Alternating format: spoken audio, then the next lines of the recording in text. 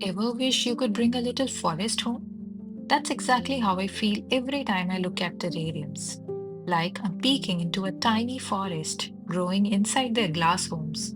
These are my closed terrariums, and today I'm taking you inside their little world.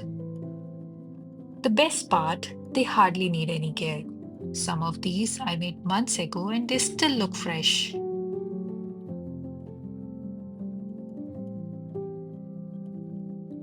No daily watering, no soil mess, and no worry about humidity, unlike regular plants that need constant care. In a closed terrarium, nature does all the work.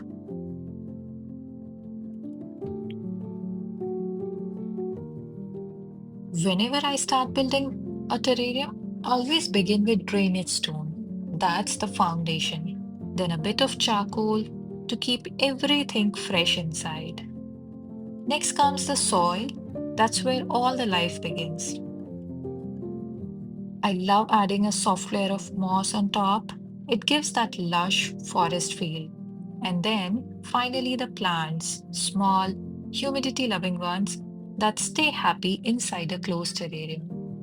Every step feels like creating a home for these little greens.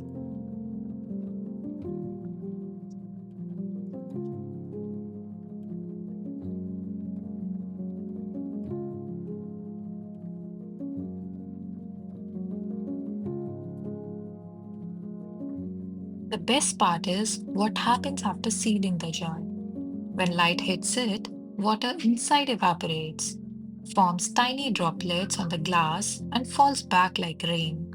The small cycle keeps repeating. It's the same process that happens in nature, and honestly, I never get bored watching it. I keep them at room temperature and away from harsh sunlight. Sometimes I open the lid for a few minutes just to check the moisture or give them a bit of air. That's really all the care they need.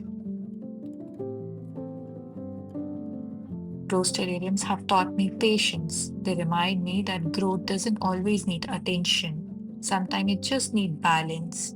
Every jar has its own little story, its own rhythm. So, this is a little tour of a closed terrarium. Tiny words that stay alive on their own. Thank you for being here, and I'll see you in the next video.